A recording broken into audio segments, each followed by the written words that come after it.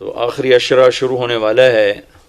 اس میں دو چیزیں بڑی اہم ہیں، ایک شب قدر اور ایک اعتکاف. شب قدر 5 راتوں میں گھومتی ہے، ایک 27 کی رات ہی شب قدر نہیں. ہمارے پورے ملک میں 27 کی رات اس طرح منائی جاتی ہے جیسے یہی شب قدر ہے، حالانکہ اس کو اللہ نے گھما دیا ہے. کبھی یہ 21 میں ہوتی ہے، کبھی 23 میں ہوتی ہے، کبھی 25 میں ہوتی ہے، کبھی 27 میں ہوتی ہے، کبھی یہ 29 میں ہوتی ہے. اس کو اللہ تعالیٰ نے ایسے متعین نہیں کیا ہے. اللہ کے محبوب صلی اللہ تعالیٰ علیہ وسلم تشریف لا رہے تھے شب قدر بتانے کے لیے، تعین کے ساتھ، متعین ہونے کے ساتھ. کچھ 2 آدمی آپس میں لڑ رہے تھے تو آپ نے فرمایا کہ میں آیا تھا تمہیں بتانے شب قدر، لیکن ان کی لڑائی کی وجہ سے اللہ تعالیٰ نے مجھے اس کو بھلا دیا ہے، لہٰذا اب تم اسے 5 راتوں میں تلاش کرو. اور یہ اللہ کا بہت بڑا کرم ہوا کہ اللہ نے اسے اس میں گم کر دیا.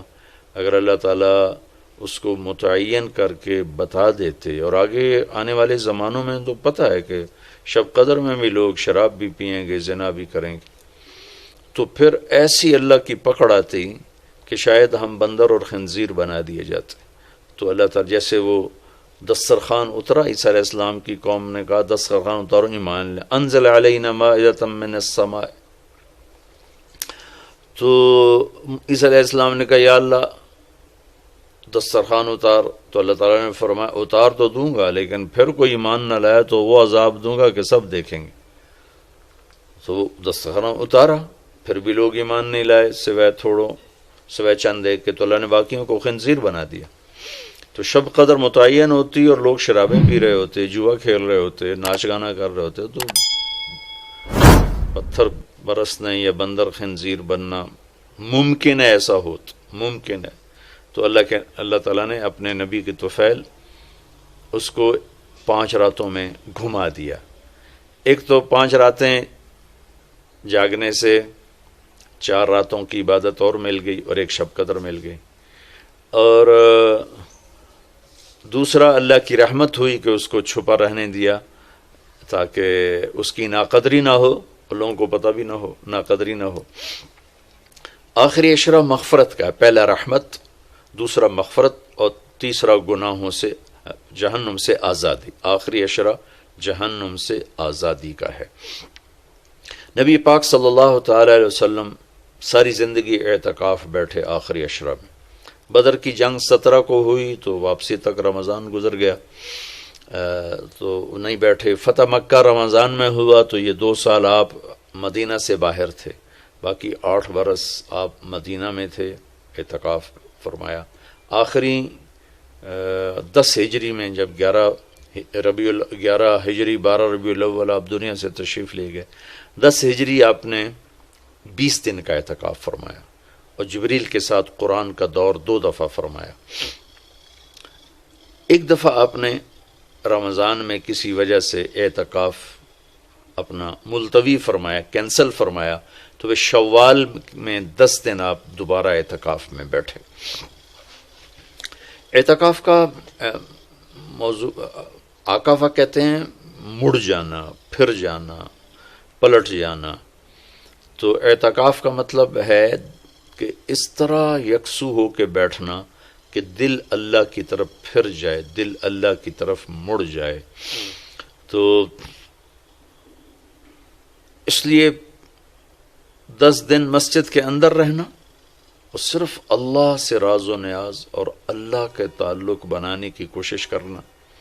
اللہ کا فضل ہے، ہمارے ملک میں کیا پوری دنیا میں بہت شوق سے اعتکاف میں لوگ بیٹھتے ہیں. جب رمضان گرمیوں میں نہیں تھا تو جانا ہوتا تھا حرمین میں، تو ماشاءاللہ جگہ نہیں ملتی تھی بیٹھنے کی، اتنے اعتکاف کرنے والے لوگ ہوتے تھے. جب کوئی چیز رسم بن جاتی ہے تو اس کی روح نکل جاتی. اعتکاف کا مطلب ہے خلوت میں اللہ سے تعلق بڑھانا. لیکن جب وہ اعتکاف ہی ایک مجلس بن جائے اور اعتکاف بھی ایک بھیڑ بن جائے تو وہ اعتکاف نہیں رہتا، نہ اس کا وہ مقصد پورا ہوتا ہے اور نہ اس کا وہ اجر ملتا ہے جو اس پر رکھا گیا ہے کہ ایک دن کا اعتکاف جہنم سے 3 خندق دوری ہے اور ایک خندق کا فاصلہ زمین آسمان کے برابر ہے۔ تو اعتکاف کا صحیح فائدہ تب ہے جب آپ بیٹھنے سے پہلے علماء سے پوچھ لیں کہ کیسے بیٹھنا ہے، کیا طریقہ ہے۔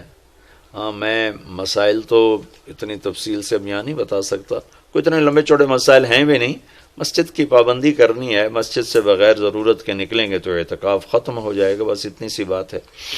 ہاں، ایک چیز جو اعتکاف کو بہت زیادہ خراب کر رہی ہے وہ یہ موبائل فون ہے۔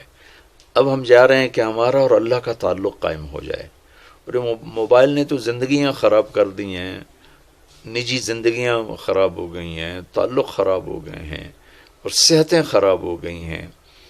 تو کم از کم یہ 10 دن آپ مسجد میں جا رہے ہیں، موبائل گھر چھوڑ کے جائیں، لیپ ٹاپ گھر چھوڑ کے جائیں، اور کئی ویڈیو گیم کھیل رہے ہوتے ہیں، بھائی تو اعتکاف نہ بیٹھ، گھر جا کے بیٹھ جا، اور موبائل پہ لگے ہوتے ہیں، لیپ ٹاپ ساتھ لے کے جاتے ہیں، وہاں کاروباری سلسلے چل رہے ہوتے ہیں۔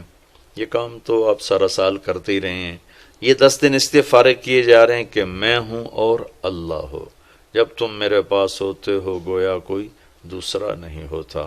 اس طرح اللہ کے ساتھ تعلق بن جائے، اس طرح اللہ پاک کی محبت نصیب ہو جائے کہ پھر ساری زندگی اللہ ہی اللہ ہو، ہر وقت۔ وَإِذَا احفظ اللہ یحفظک، احفظ اللہ تجدہ تجاہک، اپنے اللہ کو اپنے سامنے رکھ، اللہ تجھے ہر وقت اپنے سامنے رکھے گا۔ ہم تو ہیں ہی اللہ کے سامنے، ہر وقت اللہ کو تو اپنے سامنے پائے گا۔ اعتکاف میں بھیڑ اور رنگ برنگے کھانے اور لمبے چوڑے دسترخوان اور بے حساب افطاری سحری، یہ ساری چیزیں اس کی روحانیت کو ختم کرنے والا۔ میں یہ نہیں کہتا کہ اس کا اجر انشاءاللہ ملے گا۔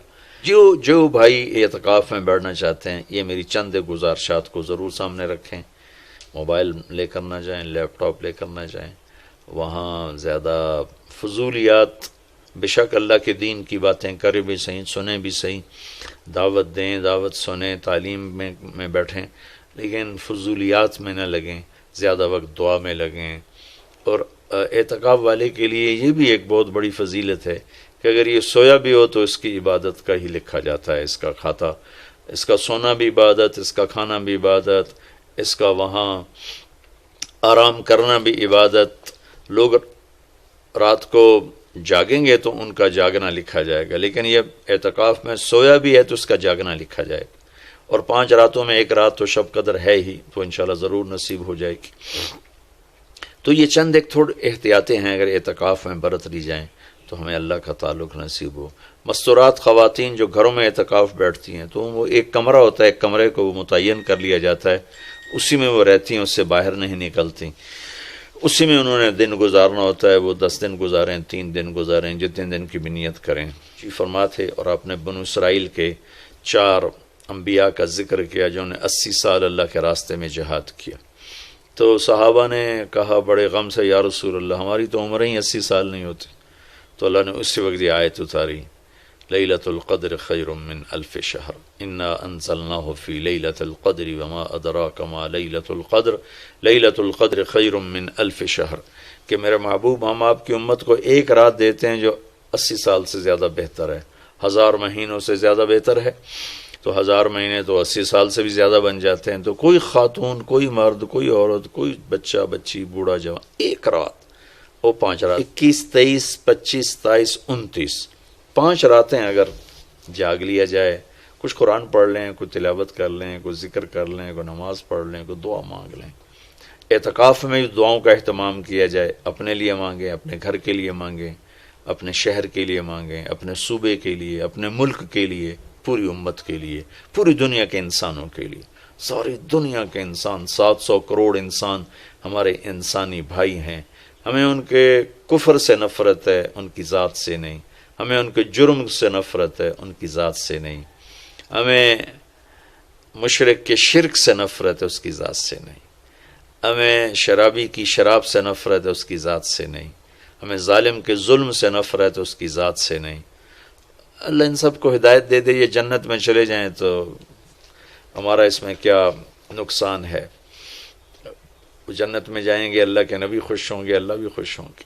وہ جہنم، تو دعاؤں کا اہتمام کیا جائے اور خاص کا اہتمام فرمائیں۔ بہت بڑی عبادت ہے دعا، بہت بڑی عبادت ہے دعا۔ اور دعا کا طریقہ یہ نہیں ربنا آتنا فی الدنیا، دعا کا طریقہ یہ ہے کہ پہلے اللہ کی تعریف کریں، پھر اللہ کے نبی پر درود و سلام پیش کریں، پھر اللہ سے باتیں کریں، بات کریں۔